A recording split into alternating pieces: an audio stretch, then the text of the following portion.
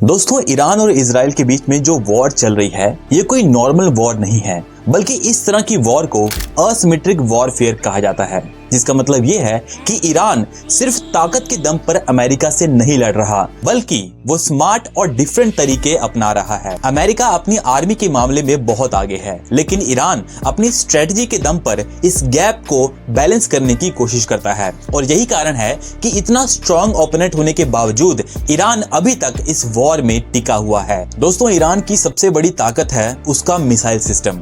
Iran के पास short range से लेकर लॉन्ग रेंज तक कई तरह की मिसाइल्स हैं, और यहाँ तक कि उनके पास कुछ मिसाइल्स तो ऐसी भी हैं जिनके अंदर दुश्मन के रडार सिस्टम को चकमा देने की कैपेबिलिटी भी है। सबसे खास बात तो यह है कि ईरान इन मिसाइल्स को माउंटेन्स, टनल्स और अंडरग्राउंड बेसिस में छिपा कर रखता है, जिससे दुश्मन के लिए इन्हें डिटेक्ट और डिस्ट्रॉय करना मुश्किल हो जाता है। और यही ईरान की डिफेंस स्ट्रेटजी को स्ट्रॉन्ग बनाता है। ईरान की एक और बड़ी स्ट्रेटजी है प्रॉक्सी वॉरफेयर, यानी कि ईरान कभी भी अकेले नहीं लड़ता, बल्कि वो मिडिल ईस्ट के ग्रुप्स को सपोर्ट करता है, जिससे कि वॉर डिवाइड हो जाती है। इस तरह की वॉर को मल्टी फ्रंट वॉर भी कहा जाता है। ईरान को इसका फायदा ये होता है कि अमेरिका की स्ट्रेंथ डिवाइड हो जाती है और अमेरिका एक जगह पर फोकस नहीं कर पाता, और ये अप्रोच ईरान की स्ट्रेटजी को और पावरफुल बना देता है। दोस्तों, ईरान का माइंडसेट भी इस वॉर में बहुत ही इंपॉर्टेंट रोल प्ले करता है। जैसे कि उनकी स्ट्रेटजी सिंपल है, अगर हम नुकसान झेलेंगे तो हम सामने वाले को भी बहुत नुकसान देंगे।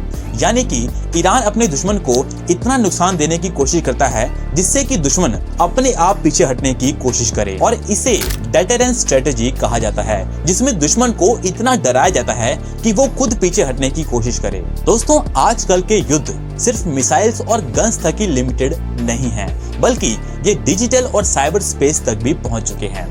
ईरान इस क्षेत्र में काफी एक्टिव है और उसने कम्युनिकेशन सिस्टम पर कंट्रोल पाने की कोशिश की है। जैसे कि हाल ही में रिपोर्ट में बताया गया है कि ईरान ने कुछ फॉरेन इंटरनेट सर्विसेज को ब्लॉक करने की कोशिश की, ताकि फ्लो ऑफ इंफॉर्मेशन पर कंट्रोल पाया जा सके। और इस तरह से वॉर सिर्फ बैटलफील्ड तक ही नहीं, बल्कि टेक्नोलॉजी तक भी फैल जाती है। दोस्तों, ईरान की ज्योग्राफी भी उसकी स्ट्रेंथ है। वहाँ के माउंटेन्स, डेजर्ट्स और अंडरग्राउंड फैसिलिटीज भी उन्हें नेचुरल प्रोटेक्शन प्रोवाइड करते हैं। और इसके अलावा स्ट्रेट ऑफ हॉर्मुज जैसा इंपॉर्टेंट रूट भी ईरान के पास ही है, जहां पर दुनिया का सबसे बड़ा ऑयल सप्लाई गुजरता है। और अगर ईरान इस रूट को डिस्टर्ब करता है तो इसका असर पूरी दुनिया की इकोनॉमी पर पड़ सकता है, और इसीलिए ग्लोबल प्रेशर भी इस कॉन्फ्लिक्ट के साथ जुड़ जाता है। दूसरी तरफ अमेरिका पावरफुल तो है, लेकिन अमेरिका के लिए लंबे समय तक लड़ाई लड़ना बहुत ही कॉस्टली और कॉम्प्लिकेटेड होता है, क्योंकि दोस्तों वॉर में पैसा, रिसोर्सेज और पब्लिक सपोर्ट